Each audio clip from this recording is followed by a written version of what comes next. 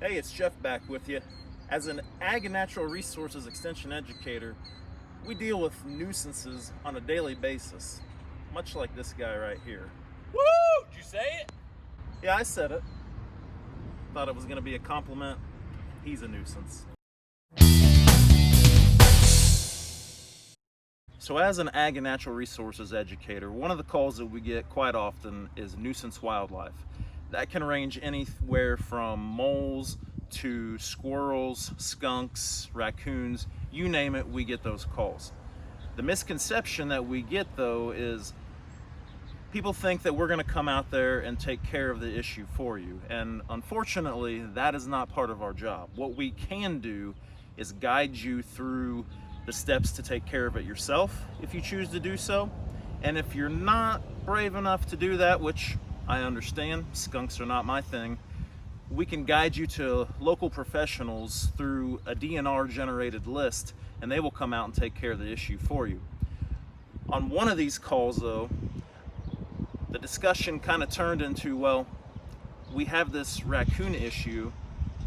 What kind of disease related problems could that cause? So that's where, as an A&R educator, I let Christopher, our HHS educator, take over that call, and they could discuss those diseases and what may happen. So again, we're working together on different issues, just like the first video we did.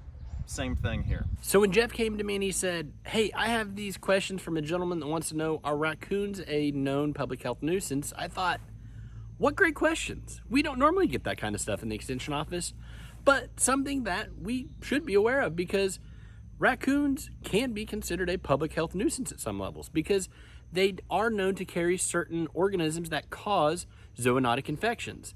And zoonotic infection is just basically, by definition, an infection that can be transmitted people to animal or animal to animal. And zoonotic infections are incredibly important to understand because 6 out of 10 of all infections in America are some form of a zoonotic infection. So when we talk about raccoons specifically, they are known carriers of organisms that could potentially cause infections. There's a type of raccoon roundworm. They also could potentially be carriers of a form of leptospirosis, as well as they are carriers of the infection that we all associate with raccoons, being rabies. And rabies is the most important because it's actually been listed by the CDC as one of the top 8 public health zoonotic infection concerns in the United States. I'll post that list below, so if you want to review the other 7, but the rabies piece is the one that is also kind of intriguing because we all assume if we see a raccoon out during the day that it's sick, and that's not necessarily true.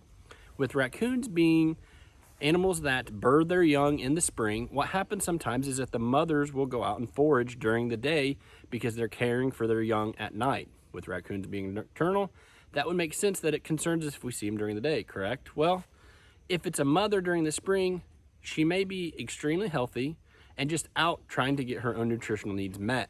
So, as Jeff said though, if you do see raccoons or you have issues, give the extension office a call. We can get you that list of people that you could call that are trained professionals, because we should never approach wildlife on our own if we're not trained professionals, because that just increases the risk that we could come into contact with a zoonotic infection should that wildlife, whatever it is, be infected. So this is just another great example how Purdue Extension and all of the specialty areas work together to bring information to the community. And while we may not necessarily know the answer ourselves, we have resources statewide, and we contact everyone because if we haven't seen it, someone else has, and it's a great way that Purdue Extension works together. See you guys next time.